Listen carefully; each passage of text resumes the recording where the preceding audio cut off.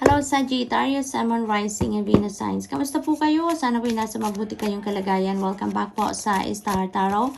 Kung bago kayo rito, welcome na welcome din kayo. Thank you po sa inyong support. I truly appreciate it and God bless you all.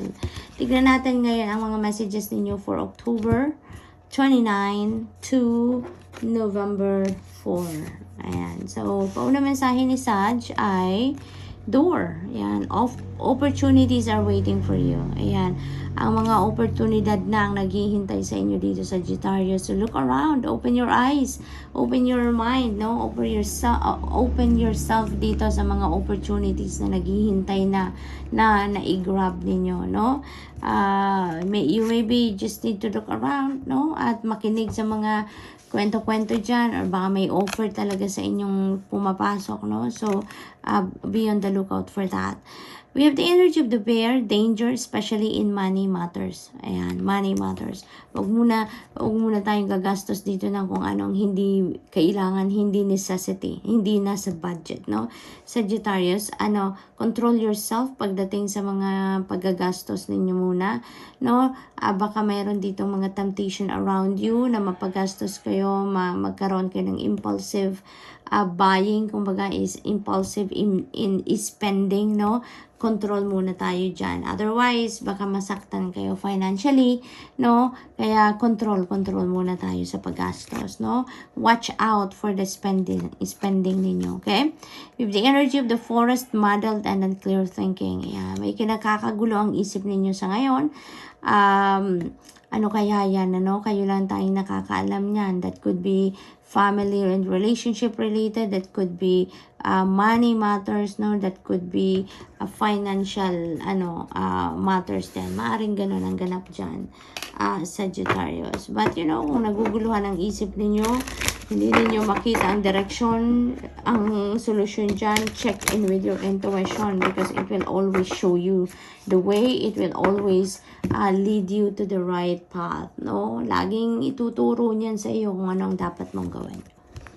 We have activation. Ayan. Parang dito, ang napipick up ko dito, activation ng parang springtime ito, no? Springtime ito para sa inyo.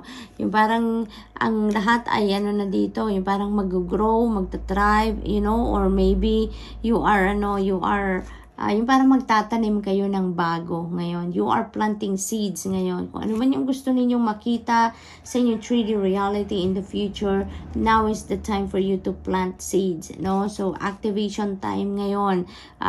Magtatanim kayo ng seeds ngayon for you to be able to grow it, to make it thrive, nang sa gayon, kung ano yung gusto ninyong makita sa inyong 3D reality, yun ang makikita ninyong nag-grow sa ngayon. But depende rin sa kung anong gusto ninyong makita sa 3D reality ninyo na bunga, no, ng inyong pagsisikap, paghihirap, then that depends, yung seeds na itatanim niyo depends on that, kung anong gusto ninyong makita, no?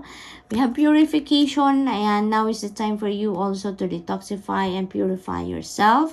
Maaring, kasi may muddled mind kayo, so marami sigurong negative energies ang nasa energy field ninyo, negative thoughts, siguro maaring may mga ganon, kaya you need to purify and detoxify yourself, no? Declutter your heart, your mind, and your energy field, nang sa gayon, mas makapag-isip kayo ng mas maayos, mas makapag-isip kayo ng may tamang direction, no?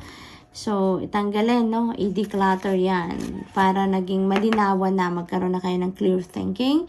And reflection, yes, definitely included yan sa pagpupurify ninyo. You may need to reflect, no? And do some kind of introspection at the same time.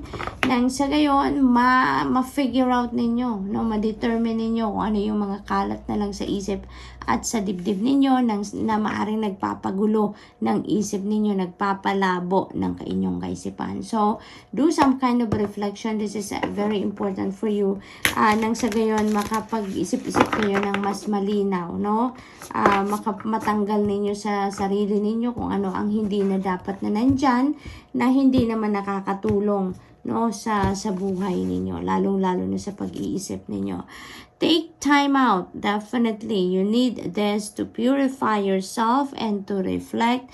Kailangan talaga ninyo mag-time out muna at kailangan ninyo na mag-step back muna ng konting oras, konting panahon sa kung ano man ang pinag-i-stressan ninyo, sa kung ano man ang pinagkakabisihan ninyo, nang sa gayon, makapag-declutter kayo ng inyong sarili, makapag-recuperate, rejuvenate at the same time, and makapag-declutter ng inyong isip at damdamin. No?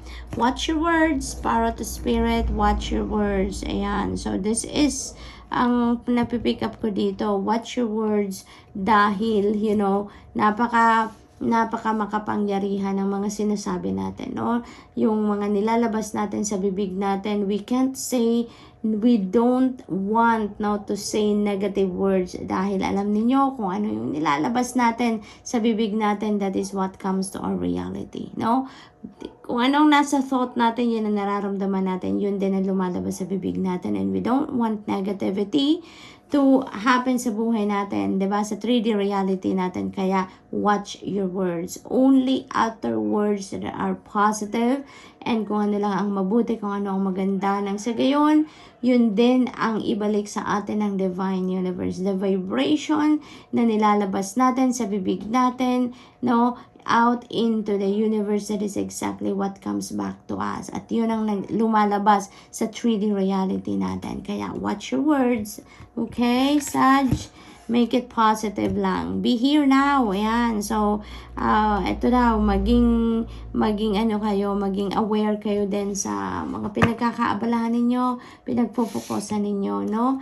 Be here in the present, no? Be here in now. Kasi maybe ang iba sa inyo dito sa so focused on what is in the past, so focused on what's in the future, at hindi na ninyo na-experience kung ano ang nandito sa ngayon, kung ano nangyayari sa present moment, no? But the most powerful time, always remember, that is in the here and now, no? Kung ano ang present moment, nandito yung kapangyarihan, ang mas makapangyarihang panahon, because this is where we can do something, no, sa mga nangyayari sa buhay natin, no? Magagawa natin ng adjustment, magagawa nating pagandahin, baguhin ang kung ano man sa buhay natin in the here and now. Kaya yun ang panawagan sa inyo. Be here in the here and now, and not in the future, or not in what's already in the past. We have no control over those. Okay? 7 of fossils. Ayan. So, you're waiting for something dito, no? You are waiting for something.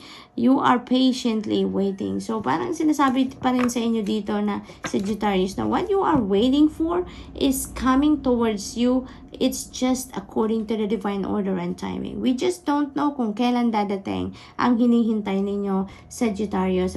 But, may guarantee sa inyo that it is coming. It may not be exactly on this timeline na gusto ninyo, or not exactly on the form that you want it to come sa buhay ninyo, but definitely it is coming. Okay? We have Seer of Feathers. Ayan. So, everything is going to speed up na ngayon. Sagittarius is going to speed up. At ang ganap dito, no? Lagi kayong lagi kayong tune in sa iyong intuition, so that kahit mabilis ang galawan, kahit kailangan ninyo magdesisyon ng mabilisan, you will still be guided to the right path, to the right direction, to the right decision, no? Kasi mabilisan ang ganap sa ngayon. Delays will be lifted, blockages will be lifted na ngayon, at everything is going to speed up sa buhay ninyo. And who knows, yung hinihintay ninyo, 'di ba? Maaring dumating na rin sa mas mabilis na panahon, ano? So, what else? We have 4 of fossils. Ayan. This is about money. This is about money. Meron tayong danger dyan regarding sa kaperahan. Kaya, dito sa 4 of fossils, ang parang sinasabi dito sa iyo na manage your money wisely, Sagittarius. Nang sa gayon, you will be out of danger pagdating sa kaperahan if you are going to watch your spending, your budget. So, ayun, manage your money wisely, nang sa gayon, everything is going to be smooth lang.